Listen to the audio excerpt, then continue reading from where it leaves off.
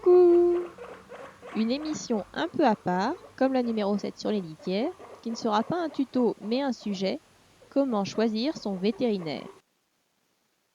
Choisir son véto, c'est comme choisir son médecin. Ça ne se fait pas à la légère. Il faut qu'on se sente suffisamment à l'aise pour partager avec lui nos interrogations, que ce soit quelqu'un à notre écoute, qui prend le temps de nous expliquer les termes médicaux, qu'il admette ses limites dans un domaine, et qui soit compétent et passionné par son travail. Ça fait beaucoup de points à réunir en une seule personne, je vous l'accorde, mais c'est capital. Voyons ces 5 points plus en détail. 1. La gentillesse. Un vétérinaire qui vous intimide, qui manipule assez brutalement votre animal sans lui adresser le moindre regard, mais qui a plus l'air de se comporter comme un garagiste inspecterait une voiture, il y a un sérieux problème. On n'est pas devant une machine en panne. Prends ça dans ta face, Descartes.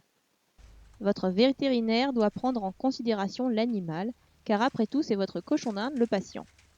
Il doit avoir des gestes tendres et rassurants, essayer de ne pas lui faire mal, le prendre gentiment, le caresser, lui adresser des petits mots gentils.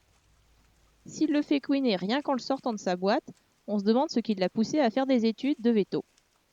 Donc, on élimine d'office l'amour des animaux. Je vous laisse imaginer ce qui reste comme option. Un tel comportement va stresser votre animal et ça n'aidera pas à le tranquilliser pour les prochaines visites. 2. À l'écoute. Il est important d'échanger avec son vétérinaire, qu'il vous écoute raconter ce qui ne va pas chez votre cochon d'Inde, les symptômes que vous avez détectés, les différentes questions que vous pouvez avoir vis-à-vis du traitement qu'il prescrit ou de son pronostic. Il y a de fortes chances pour qu'on vous sorte des termes médicaux peu courants dans le langage du commun des mortels, et évidemment vous aurez besoin d'éclaircissements. C'est impératif qu'il vous explique à quoi ce jargon médical correspond. 3. L'honnêteté. Un vétérinaire ne peut pas tout savoir. Il peut très bien ne pas comprendre d'où vient le problème de votre cochon d'Inde ou hésiter entre plusieurs hypothèses. Et là, il faut qu'il vous le dise. Vous indiquez qu'il n'est pas sûr du diagnostic et qu'il préfère vérifier dans un livre, admettre qu'il risque de ne pas être capable de réaliser telle opération à risque et vous orienter vers un confrère, plutôt que de ne pas le dire et faire une erreur gravissime. Ce sont des points capitaux pour maintenir la confiance que vous aurez en lui. Sur toutes les espèces et toutes les maladies qui existent, comment voulez-vous qu'il les connaisse toutes? Ce n'est pas un signe d'incompétence, c'est simplement connaître ses limites. Et ça, justement, c'est de la compétence. Et que votre vétérinaire en ait conscience peut sauver la vie de votre animal. 4. La compétence. Pour obtenir le diplôme de vétérinaire, il faut faire de longues études, donc forcément, de base, ça force le respect. Mais qu'a-t-il appris exactement? Il y a des millions d'espèces animales. Il ne peut pas savoir toutes les soigner. Les vétérinaires pour chiens et chats courent les rues des grandes et petites villes. Mais pour les rongeurs, le champ est restreint. Le problème majeur, c'est qu'encore aujourd'hui, peu de gens amènent leur snack au veto. Les chiens et chats, c'est courant, ne serait-ce que pour les vaccins, alors que les rongeurs, c'est bien plus rare. Soit parce que certaines personnes estiment leur vie moins importante, une bestiole achetée à 10 € en animalerie, c'est sûr qu'on est moins disposé à sortir 40 € du porte-monnaie pour une consultation que pour un chien de race qui aura coûté 1000 € ou plus.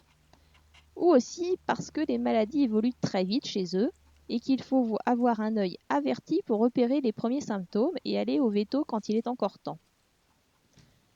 Donc, pour trouver un veto compétent en cochon d'Inde, rendez-vous sur des forums, dans des groupes Facebook, etc. pour savoir quel veto près de chez vous est conseillé. Vous pourrez échanger et avoir le retour d'autres patients qui vous diront s'il a été capable ou non de sauver leur animal, de le soigner. 5. La passion. La compétence va souvent de pair avec la passion. Un véto qui n'aime pas les animaux exercera son métier sans trop d'intérêt et ne se tiendra pas au courant des évolutions de la médecine vétérinaire. Un véto passionné sera plus au courant et se renseignera sur les espèces que lui amènent ses clients.